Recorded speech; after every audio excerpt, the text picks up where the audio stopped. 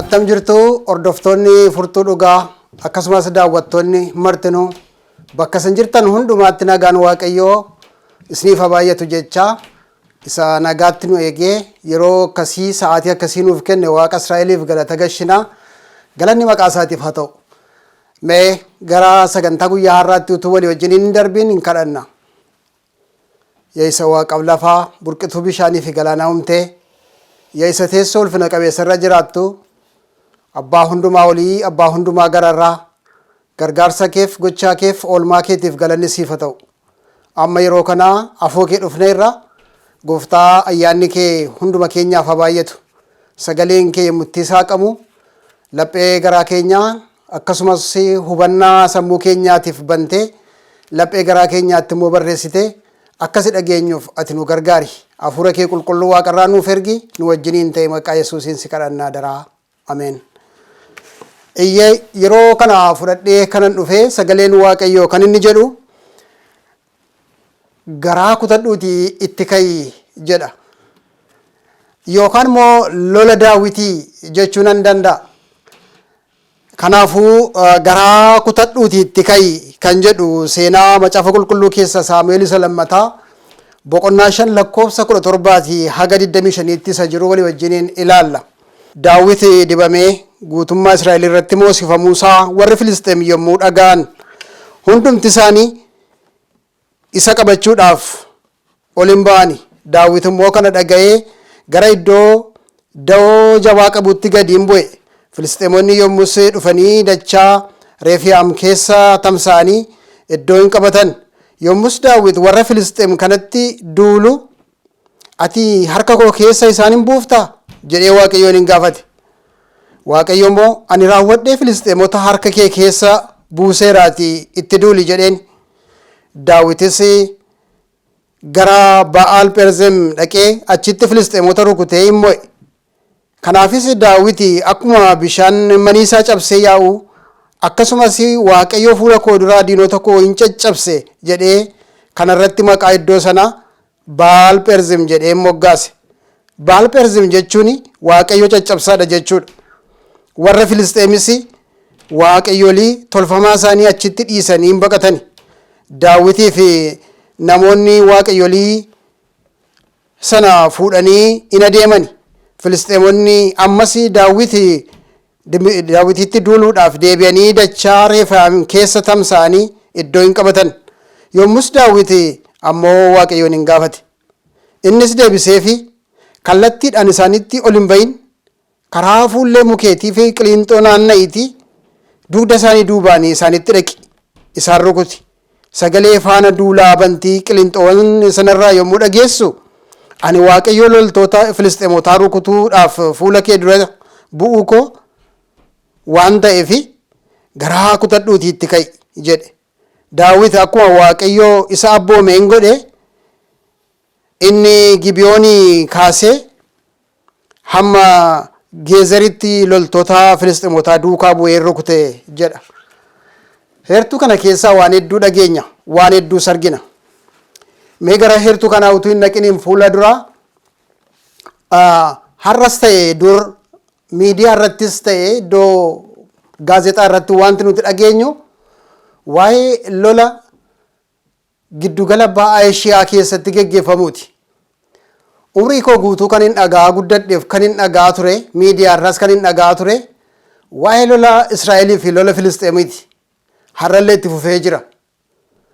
Egaa lolli kuni isa umrii kootii utuu hin taane yookaan immoo isa immoo bara Kiristoosii asii duwwaa utuu hin taane Kiristoosiin fuuldurallee lolli kun tureera. Bara Daawitii keessa Filisxeemonni fi Israa'eloonni wal lolu. Lolli kun hagammatti gara hin cinne. Lolli kun dhaabbachuus hin dandeenye. Kuni lola qaamaan namoonni wal lolan yookaan immoo gosoonni kun lamaan namoonni gareen kun lamaan wal lolanidha. Kanaafuu dhaloota Kiristoosiin durallee akkasuma ture. Dibamuu Daawitiin yommutti dhaga'ani jarri kun dibamuu Daawitiin yommutti dhaga'ani garaan isaanii baay'ee haare. Garaan isaaniis baay'ee gadde. Kanaafiyyuu garaan isaanii itti aaruudhaani Daawitiin rukutuudhaaf Daawitiin ajjeesuudhaatii fi loltoota qopheeffatanii loltoota ergaa qopheeffatanii booda dachaa keessa maadheeffatanii lageen sana keessa ergi maadheeffatanii booda Daawitiin adamsuudhaatii fi ba'uu isaanii nu agarsiisa. Dibamuu Daawitii yaada Waaqayyoo malee akka yaada namaan turre dibamuun Daawit. Daawitii yemmutti dibame Daawit yeroo dibame yemmutti waamame gara waamichaa Waaqayyootti yemmutti waamame yemmutti Saamu'eel dhaqee isa waame firaanis ta'ee alagaadhaanii Daawit dhiibameera. Yemmutti ijoollee Isseey keessaatii Saamu'eel dhaqee isaaniin dibuudhaaf yemmutti waamicha isaaniif godhe Isseeyin abbaansaa isa tuffateera. Kanaaf Daawit ulaa baay'eetti tuffatamaa ture. Daawit ulaa baay'eetti immoo jibbamaa ture. Daawit abbaansaa obbolaasaa warra kan biraan tokko tokkoon dabareedhaan ergi isaanitti agarsiise booda isa kana ta'innaa jedhee yemmuttiin itti agarsiisu Saamu'eel hojjaa isaan ilaalinii jedha Waaqayyoo Saamu'eeliin hojjaa isaan ilaalin miidhagina isaan ilaalin jechaa ture. Kanaaf iyyuu gara dhumaarratti ijoollee isaa hundumaa itti agarsiisee ergi fixee booda hin hafne ijoolleen kee kanumaa jedhee gaafate Saamu'eel. Isseeyin mucaa tokkotu jirti kaa isheen immoo maal waa'ee baasti jechuudhaani ija tuffiidhaani ija jibbaatiin yookaan immoo ija tuffiidhaani waa'ee Daawitii kaase isumaas fidi jedhe. Waaqayyos isuma fidi jedhe. Waaqayyo isa jibbamaa wajjiniin jira. Waaqayyo isa tuffatamaa wajjiniin jira. Waaqayyo yaada qaba. Waaqayyo karoora qaba. Waan Daawitiin hojjechuu barbaadu qaba Daawitiin Waaqayyo jechuudha. Kanaaf Daawit abbaasaa biratti illee gaditti ilaalameera. Abbaasaa biratti illee akka xinnaatti ilaalameera. Sana booda Daawit ergi dibamee booda gaaf tokko ijoolleen Israa'eliitii fi ijoolleen Filisxeemotaa lolaaf yeroo isaan ba'an keessatti namni Filisxeemotatti ba'u yemmutti dhibe Gooliyaadii isaan fuuldura dhaabatee yemmutti inni itti fakkare yemmutti inni Gooliyaadii isaan dura dhaabatee yemmutti inni isaan itti bookkise yemmutti Israa'elitti yemmutti inni dhaadate namni Israa'el keessaati fuula Gooliyaadii dhaabatee Gooliyaadiin lolu tokko illee hin argamne. Oduun kun hundumtuu biyya ergii ga'e booda Daawit obboloota isaatii fi nyaata geessuudhaatii fi gara obboloota isaatii deeme. Gara obboloota isaatii yemmutti inni deemu Daawit waan kana hunduma isaayyuu hin dhagaye. Daawit waan kana hunduma isaa ergi dhagaye booda garaan Daawitii guddaa gadde. Garaan Daawitii guddaa haare. Eenyudha jedhe warra Filisxeemota warra dhannan qabanne kana keessaa ijoollee Israa'el dura dhaabatee kan isaaniin lolu kan isaanitti ija isaa ol fudhatu eenyudha jedhe. Ani kanaan dura jedhe Daawit ani kanaan dura yemmutti leenci hoolota koo yemmutti inni nyaachuudhaaf yemmutti inni dhufu hoolota koo yemmutti inni loluudhaaf yemmutti inni dhufu kanaan dura ani lolaan ture isaarraa hoolota koo irraa deebisaan ture. Kanaaf iyyuu anaan itti na dabarsaa jedhe. Anaan itti na dabarsaa yemmutti inni jedhu Daawit obboloota isaa biratti hin tuffatame. Obboloonni isaa ati eenyudha jedhanii ati eenyudha? Ati namoota iddoo kana jiran caaltamoo? Ati loltoota iddoo kana jiran caaltamoo? Ati nama attamiiti? Jedhanii obboloota isaa akka isaanii isa tuffatan argina. Kana booda immoo gara mootii Saa'olitti yemmutti geessanii mootii Saa'ol birattis akkasuma tuffatame. Mootii Saa'ol birattis Saa'oli yemmutti isa arge mucaa xinnaa ta'uusaa yemmutti inni hubate isa tuffate. Itti qoose. Mee jedheen mee uffata sibiilaa kana uffadhu bodee guddaa kana fudhadhu mataa kee irra gonfoo sibiilaa kaawwadhu isaan kana hundumaa yoo kaawwatte gara lola kanaatti ba'uu dandeessa jedhe. Daawit isaan kana hunduma isaa yoo ofirraa baase ani kanan ittiin lolu kanan ittiin dhaqu maqaa Waaqa Israa'eliitiin malee humnaaf jabinaa miti jedhe Daawit isa ofirraa baase akkuma amala isaatii akka bartee isaatiif akka waaqayyo isa ajajetti dhagaa ququmee sana fudhatee sullichaa isaa keessa keewwatee akkasumas sullichaa isaa fudhatee gara duulaatti akka inni ba'ee seenaan macaafa qulqulluu keessatti nutti hima. Kanaaf Daawit obboloota isaatiin jibbameera, tuffatameera. Daawit abbaa isaatiin tuffatameera. Daawit mootii Saa'ol biratti tuffatameera. Garuu Waaqayyo hojii guddaa Daawitiin hojjete. Hojii isaa ittiin hojjeteera Waaqayyo. Waaqayyo nama akkasii wajjinii hojjeta. Waaqayyo nama akkasii barbaada. Waaqayyo nama qajeelfama isarraa fudhatu barbaada. Waaqayyo nama isaaf tole jedhe barbaada. Daawit immoo qajeelfama Waaqayyo irraa fudhateetu adeema. Kanaaf lola baay'ee keessatti inni isaa wajjin ture Waaqayyo. Daawit garuu firaanis diinaanis jibbameera. Daawit firaanis diinaanis jibbameera. Ofuma lafaa kaatee nama jibbitee beektaa? Nama jibbitanii beektu lafaa kaatanii calluma jettanii. Namni tokko calluma jedhee lafaa kaasee nama jibba. Jibbi garaa isaa keessa waan jiruuf, jibbi sammuu isaa keessa waan jiruuf, jibbi jireenya isaa keessa waan jiruuf. Warri Filisxeem lafaa kaaniitu Daawitiin jibbani. Namoonni hedduun turaniiru. Maaliif Daawit irratti xiyyeeffatanii? Maaliif Daawit irratti xiyyeeffatanii? Waaqayyo garuu Daawit saba guddaa, biyya guddaa Yerusaalemin itti kenne. Biyya guddaa Yerusaalemin amanee itti kenne. Seenaa Israa'elootaa keessatti yeroo jalqabaatiif magaalaa Yerusaalemin kan ijaareef kan bu'uuresse Daawitidha. Daawit Israa'eliitiif bu'aa guddaa buuse. Daawit bara isaa keessatti Waaqayyo duratti waan gaarii hojjete. Lakkoofsa 17-18 irraan dubbisa akkas jedha. Daawit dibamee saba Israa'el irratti moosifamuu isaa warri Filisxeem yommuu dhaga'anii hundumti isaanii isa qabachuudhaaf ol hin ba'ani. Daawit immoo kana dhaga'ee gara iddoo da'oo jabaa qabuutti gad hin bu'e. Filisxeemonni yommus dhufanii dachaa Refaayim keessa tamsa'anii iddoo hin qabatani jedha. Daawit oduu kana dhaga'eetu iddoo qabate. Gara iddoo da'oo qabuutti baqate. Diina keetti harkan kenneen.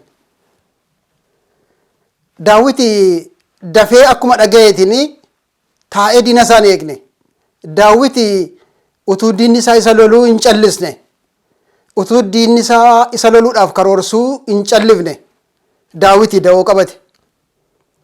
Iddoo dhaabatee isa diinota isaa kana loluu iddoo qopheeffate Daawit. Anaaf isiniif barumsa maalii kenna? Anaaf isiniif barumsi inni kennu maalidha? Diina keenyatti harka kennuu hin qabnu. Diina keenyatti karaa agarsiisuu hin qabnu. Kanaaf Daawit da'oo qabate jedha. Da'oo qabdaa? Da'oo itti baqattu guyyaa rakkinaa. Da'oo qabdaa? Da'oo itti baqattu guyyaa lolaa. Da'oo qabdaa? Da'oo itti baqattu guyyaa dhukkubaa, guyyaa beelaa, guyyaa rakkinaa, guyyaa ari'atamuu. Kanaaf Daawit da'oo barbaaddate, da'oo itti baqatu. Da'oo itti baqatee jala dhokatee diinota isaa injifachuu danda'u da'oo barbaaddate jedha. Lola kiristaanotaa keessatti har'as kiristaanonni akkuma kana lola qabu. Namni lola hin qabne hin jiru jireenya isaa keessatti. Hundumtinuu dirree irratti loluu qaba. Namni hundumtinuu dirree irratti lolamus qaba. Waan irratti lolamus qaba. Kanaafuu dirree irratti lolamtan hundumaa keessatti da'oo qabaachuun barbaachisaadha. Nuti kiristaanonni dirree lolaa guddaarra jirra. Lola eegalleerra. Lola eegallee rafuun irra hin jiraatu. Lola eegallee nuti calluma jennee harka keenya marannee taa'uun irra hin jiraatu. Lola kanatti baane lola kana immoo injifachuutu nurra jiraata. Lola foonii fi hafuuraati lolli kun. Lola keenya kan foonii Ximooteos lammataa boqonnaa 3 keessatti akkuma nutti himu Phaawulos yommuu itti waa'ee lola kanaa dubbatu waa'ee jireenya foonii keenya ofittummaa, sassatummaa, of jajuu, laagaa baduu, abboomamuu diduu, of qabuu dadhabuu, jibba, araara gochuu dadhabuu kan kana fakkaatan hedduu isaa argitu Ximooteos lammataa boqonnaa 3 keessatti. Kanaaf isaan kun diinota keenya. Isaan kun galgalaaf ganama nu gaadu. Isaan kun galgalaaf ganama laphee keenya hatu. Isaan kun balfa xurii garaa sammuu keenyatti naqu. Isaan kun balfa baay'ee baata garaan nama. Balfa yeroon jedhu balfa isa nyaanneef isa dhunneetu hin taane. Balfa jireenya hafuuraa namaa kan mancaasu, jireenya hafuuraa namaadhaa kan xureessu.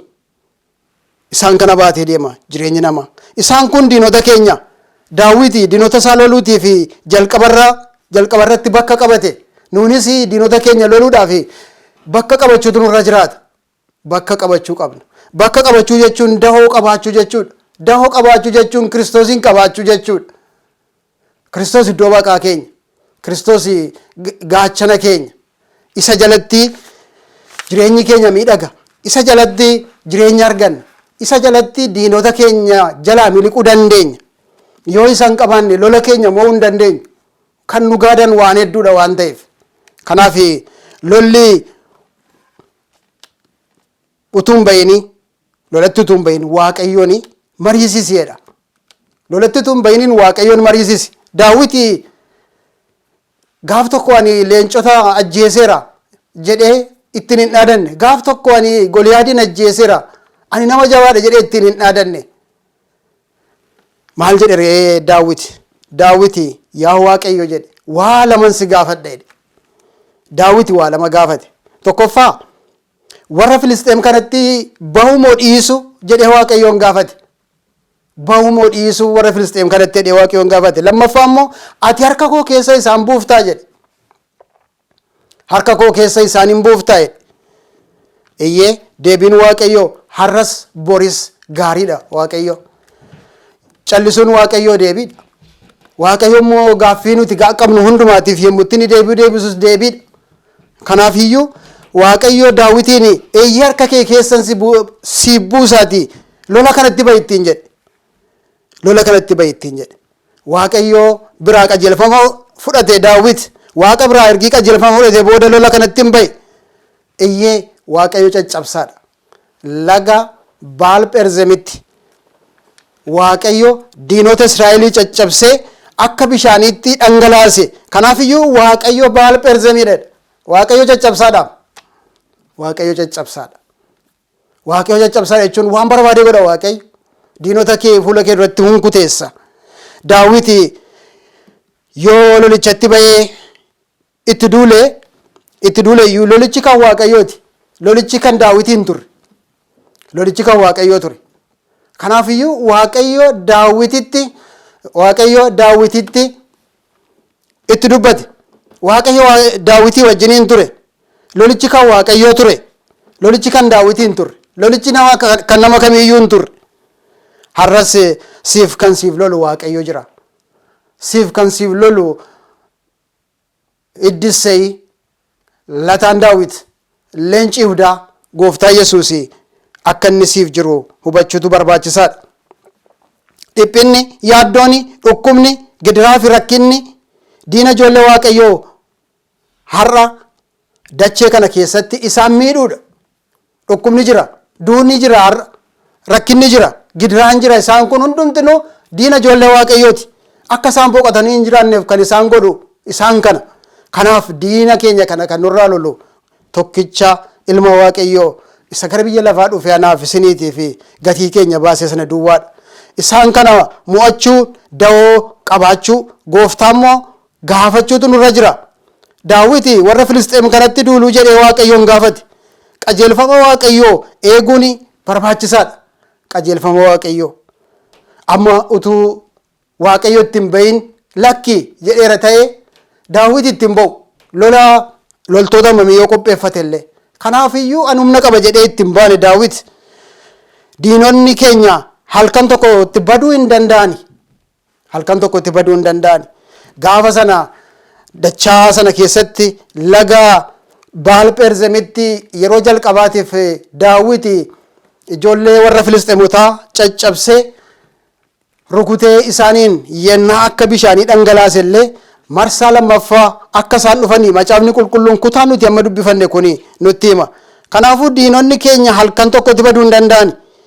daawiti ammas waaqayyo warra Filisxeem kanatti waaqayyoon warra Filisxeem kanatti duuluu jedhee ammas irra deebi'ee gaafate.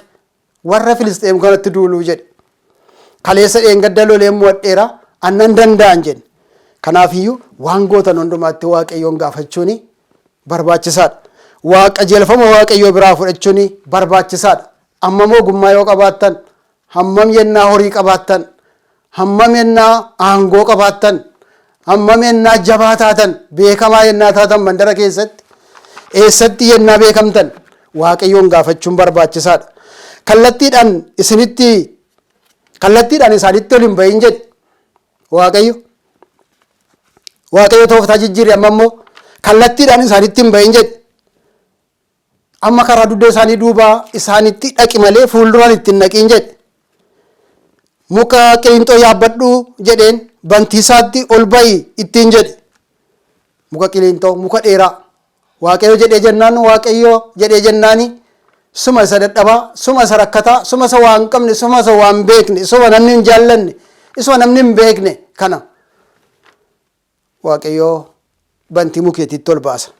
Kanaafiyyuu waaqayyo diina kee loluuf muka yaabbadhuuti GPS isaanii fudhadhu jedhe. GPS isaanii fudhadhu jedheen. Iyyee muka ergi yaabbatee booda GPS fudhate, kallattii fudhate. Akka isaan lafaan kaanetti isaan rukutuudhaaf. Kanaafiyyuu garuu jedha. Yeroo kana gootummoo jedhe. Garaa kutannaa si barbaachisaati jedhe. Garaa kutannaa si barbaachisa. Garaa kee kutadhu itti ka'i jedhe. Dhuguma waan kaleessa barre, waan kaleessa itti guddanne, amala dheengadda duubaa, amala itti guddanne sana, bartee keessatti guddanne sana dhiisuun garaa kuteenya barbaachisa. Gara kuteenya barbaachisa. Kanaatiifi waan beeknu sana, suusii keenya sana dhiisuudhaaf, amala keenya sana dhiisuudhaaf, araada keenya sana dhiisuudhaatiifi gara kuteenya nu barbaachisa. Yoo garaan kutanne, yoo lola kanatti immoo waaqayyoon hin gaafanne, yoo lola kana keessatti waaqayyoon hin gaafanne, yoo da'oo hin qabaanne lola kana injifachuu hin dandeenyu. Kanaatiif inni Israa'elii wajjiniin ture, inni Daawitii wajjiniin ta'e, waaqni sun nu wajjiniin jira. Lolichi kan waaqayyooti. Lolatti baanee gara kuteenyaan yoo baaneetiifi waaqayyo nuuf lola. Kanaaf waaqayyo isa dhageenya nuuf eebbisu. Waaqayyo lolaadha, waaqayyo caccabsaadha. Ishee hin kadhanna. Baroota keessatti ati nu wajjiniin turte. Baroota keessatti Israa'eliin geggeessite. Baroota keessatti immoo inni nu wajjiniin taate dhalachuu keenyaa eegalte hamma ammaatti utuu waan nutti hin hir'isin inni nu wajjiniin turte sun ammas nu wajjiniin jirta. Lola fuula keenya dura jiru, rakkina fuula keenya dura jiru, rakkina mana keenya keessa jiru, rakkina biyya keenya keessa jiru, rakkina waldaa keenya keessa jiru, dhiphinaaf yaaddoo keenya mara, dhukkuba keenya mara, waan hunduma isaa fuula kee duratti kan nu lolu galgalaaf ganama boqonnaa kan nu dhoobu fuula kee dura finneerra. Kunoo fannoo kee dura jira. Fannoo kee jala immoo keenyerra. Ati waaqayyoodha, waaqa rakkina keenya nurraa caccabsuu dandeessu. Ati waaqa caccabsaadha. Ati waaqa hunkuteessaadha. Ati waaqa qophaa kee loltee mo'attuudha. Si kadhanna yeroo kana rakkoo keenya isa nu lolu, gidiraa keenya isa nu lolu, amala keenya isa nu lolu, dhukkuba keenya isa nu lolu, waan nu lolu jireenya keenya keessatti nu lolu hundumaa maqaa Yesuus Kiristoosiin nurraa buqqiftee gatuun jaalala kee haa ta'u. Gooftaa inni Daawitii wajjiniin taate nu wajjiniin ta'i. Gooftaa inni Daawitiin gargaarte nu gargaari. Gooftaa inni Daawitiin jabeessite nu jabeessi. Gooftaa inni Daawitiif lolte nuufis loli. Nun gatin, nun dhiisin, nu gargaari. Maqaa ilma kee Yesuusiin. Ameen.